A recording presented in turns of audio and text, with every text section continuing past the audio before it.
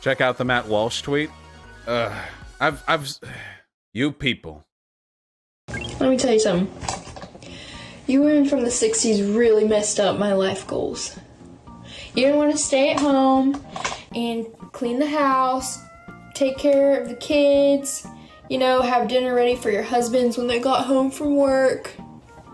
That is all I want to do.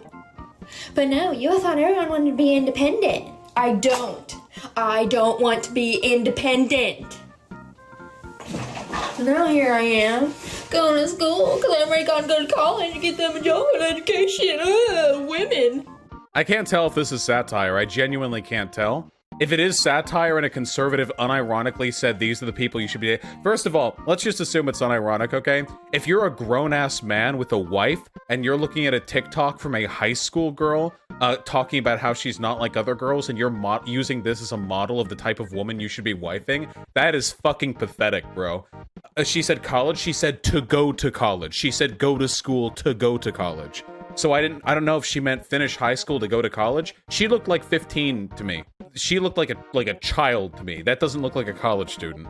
One way or another, yeah, for Matt Walsh to say, like, imagine like taking like a MySpace profile pic of like a 12-year-old girl from like 2008 saying like, yeah, every other girl just wants to go out and party. I know how to treat a man right, XOXOXO. And then like a conservative demagogue posts that pic and they're like, this is what women are supposed to be. This is what women need to be. And you need to wife this shit.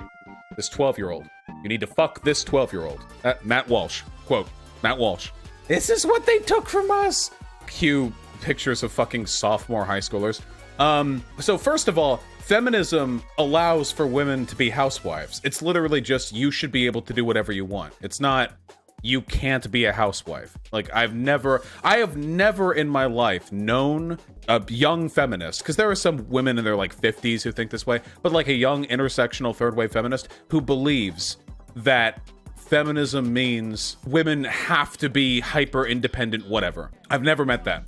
But additionally, even with the fact that I'm totally okay with people being housewives they want to, man, that girl kind of comes off like a spoiled, entitled cunt, doesn't she? Is that really the type of person you want as like a housewife even? Like, I don't want, now everyone said you can be independent. Now I gotta go to college. Like, I don't know, dude. That's not wife material for me for like other reasons. I don't know. I don't think, and I'll say this by the way, I don't have a problem with people being housewives. I do have a problem with people saying they want to be housewives because they're lazy pieces of shit who don't like the idea of contributing and they just imagine sitting at their fucking couch watching Netflix for 8 hours a day and then they like rush to do some cleaning and cooking right before their husband gets home, you know? If you want to be a housewife because you want to be fucking lazy, I don't think that's an admirable characteristic at all. Yeah, honey, come wipe my ass. Yeah, exactly. Working is hard. I want to share that burden with somebody else. I don't want some pansy fucking la-di-da. The funny thing is, the incel types will bitch and moan about this type of behavior too. The incel types at the same time will be like, women are all entitled sluts these days. But then they'll also say, women can just get by sitting at home and slurping Chad cock while I'm off beta buxing. Like, these are completely incompatible. So what do you want? Can women work or can women not work? You know?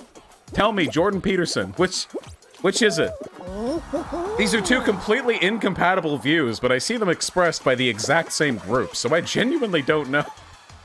Spikes Tribe, the gifted tier 1 sub. Thank you. Daniel Wozniak with the $5. Many critiques that anarchism allows opportunists to seize power in a vacuum. Can you clarify and explain your reasons for defending it? People who say that anarchism allows for power seizures in a vacuum don't usually understand what anarchism even is. Anarchism doesn't mean no government. It doesn't mean no power. Anarchism just means that the apparatus of the state and unnecessary hierarchies have been abolished. In an anarchistic society, there shouldn't be a social incentive to seize power. That is to say, there shouldn't be a mechanism by which people can do that. How do people seize power, like in the real world? Generally through wealth. Well, holy fuck. That guy was relentless. Respect. How do you seize power, like in a country, generally speaking? Through wealth, usually. Well, that's not an option. What about through undemocratic government measures? Well, that's not an option either. What about through military acquisition? Well, that's not an option. There shouldn't be a reason for people to just fall behind a warlord. What about outside forces? Anarchism can't properly function unless the whole world is anarchist. If there are outside forces, they will always be a threat. You can control people by deception. What deception?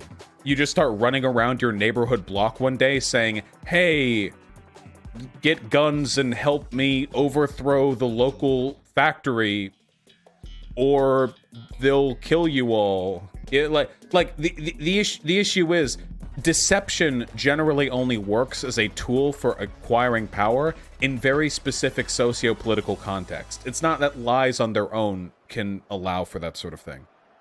You don't think a fascist militia could be a threat? How could there be a fascist militia? You mean like if a bunch of people harbored, like, in secret, like, anti-democratic fascistic views and they got together after stockpiling weapons and they attacked, like, other... I mean, that's possible. That can happen. But, like, they would just get, I imagine, put down by the government if that's the case. I mean, there will always be violent people.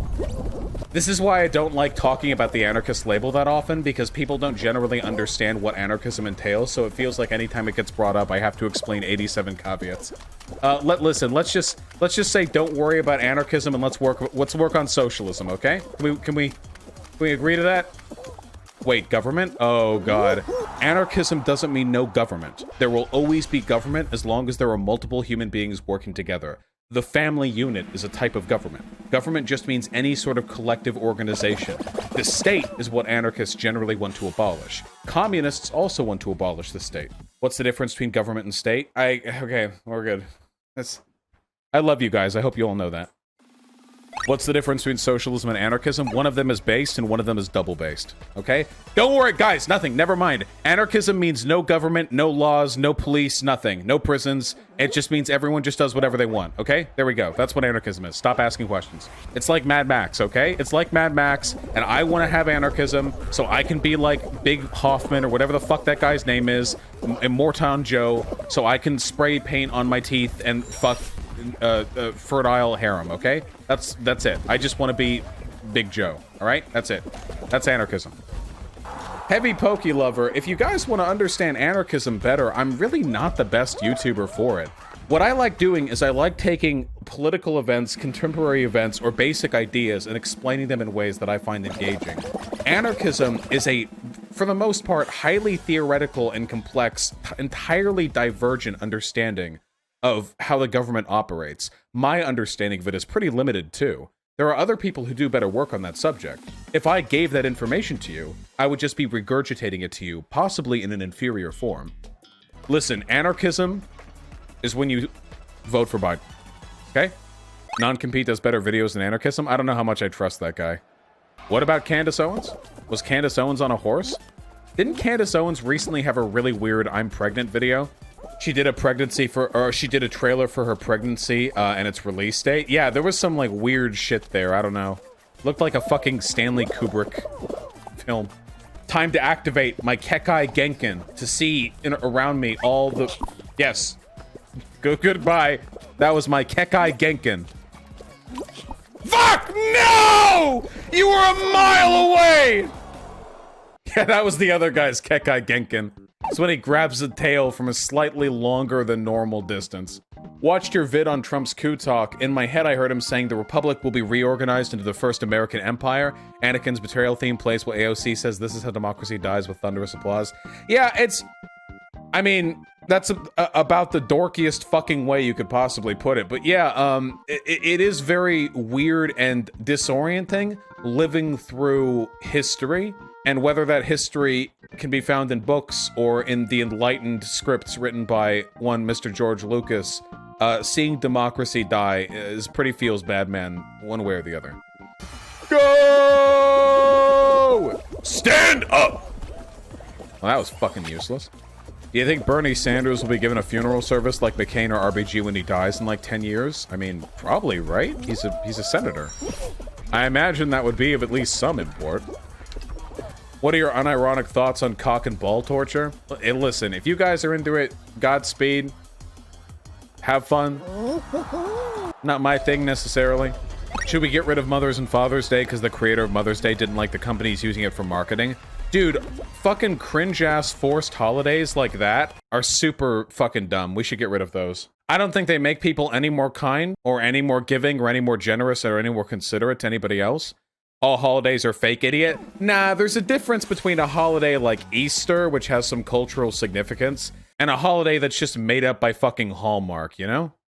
Anyway, like, what exactly do days like Mother's and Father's Day really do for mothers and fathers?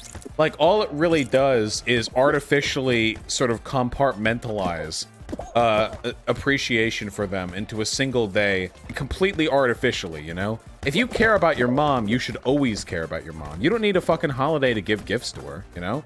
If you care about your dad, you should always care about your dad. This doesn't, like, you shouldn't need to be prompted into doing this, you know? I try to be considerate to my parents at every possible opportunity. I've never been good at gift giving, but still. But, like, if I was just like, oh, yeah, here's a gift for you, it's Mother's Day. Like, okay, cool, it's Mother's Day. Wow. Glad I've taken this auspicious occasion to show my appreciation for the lifetime you've dedicated to me. Thank you. It's like what Facebook birthday notifications did for happy birthday. Now it doesn't even fucking mean anything. It used to be when people wished you a happy birthday, it was because they remembered your fucking birthday. Or at the very least, they were close enough to other people who remembered your birthday that they were told by them. Now, everyone gets informed by Facebook, so you get happy birthdays from people you haven't talked to since your last fucking happy birthday. It's completely meaningless now. There's no meaning behind it whatsoever. It's not Boomer, I'm right! Oh, we're gonna lose. Goodbye. It's hard remembering birthdays, though. Yeah, you remember them for the people that matter. You don't need to remember the birthday of every single extended family member and every single person you work with and every single classmate. That's not necessary. Why not, though? It makes them feel loved. Do you really think people feel loved when they get, like, happy birthday, little balloon emoji from people they haven't talked to, who they know don't give a fuck about them? Dude, when you get a happy birthday from someone you know doesn't give a shit about you, do you really feel good about that? Yes? Okay. I think that's really, really sad. You guys seem like the kinds of people who would, drop your shit in the middle of a sidewalk so other people will pick it up for you and you can make hand contact with them, you know? Like you're just looking for anything.